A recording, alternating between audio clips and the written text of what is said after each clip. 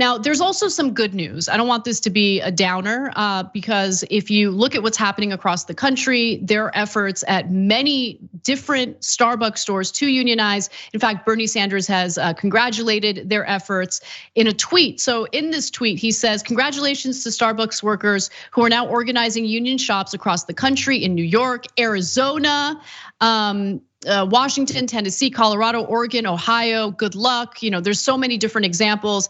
There are also stores in Florida, New Jersey who have petitioned for a union.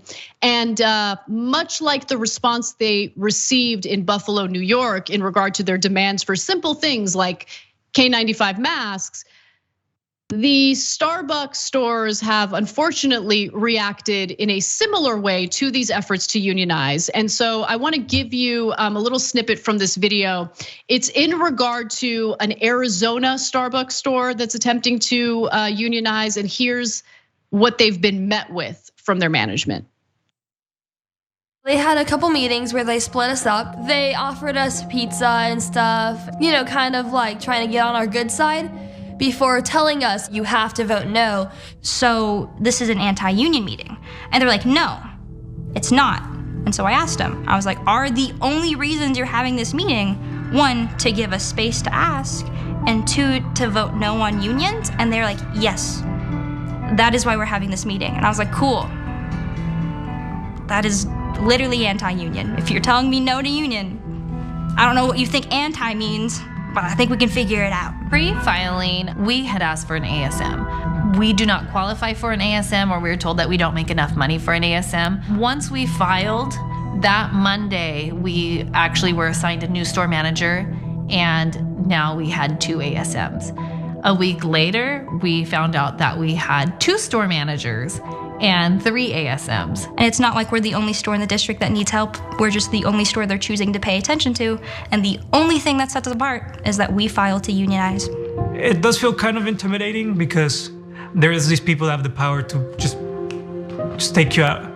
You're not working there anymore for one reason or the other. They put me down as sick when I was only visiting my mom at the hospital because I had to call off.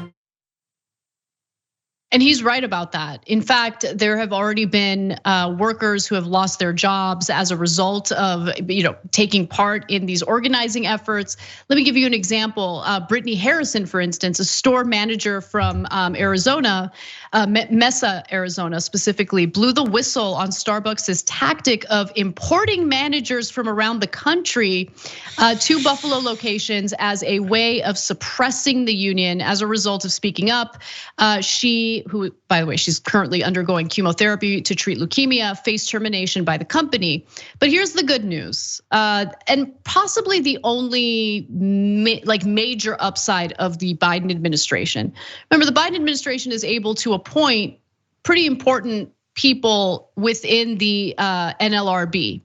And as a result, the NLRB is a lot more friendly to labor compared to what we experienced under the Trump administration. So let me give you details on that. So Starbucks was unable to stop the NLRB from clearing the store's request to hold an election.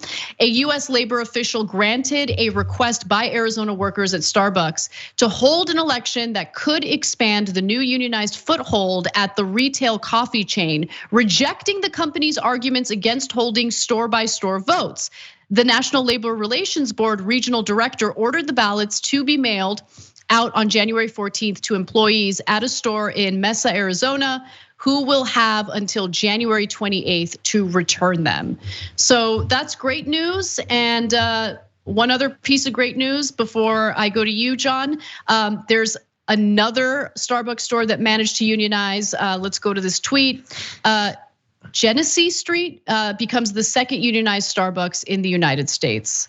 So that's another one in Buffalo, New York, to be specific. Yeah, and you can see how seriously they're taking the threat and how seriously they took it, before there was even the first, because success is going to breed more attempts, which is going to lead to more success. And especially once they're established and they start actually protecting the workers, I would say honestly, regardless of what way it goes with the Elmwood location, that's going to demonstrate to other workers, oh, this could actually be beneficial. Maybe it's worth the trouble, and the success is going to make them more willing to try. So I think Starbucks' fears were justified. We're probably going to see a lot more of it coming soon. Yes, and new reporting indicates that the striking Starbucks workers in Buffalo, New York are gonna report back to work on Monday, unfortunately. But these are good steps, like we're headed in the right direction. And I like to see how much it's inspiring labor activity, not just within Starbucks, but various companies across the country. Thanks for watching The Young Turks, really appreciate it. Another way to show support is through YouTube memberships. You'll get to interact with us more. There's live chat emojis, badges.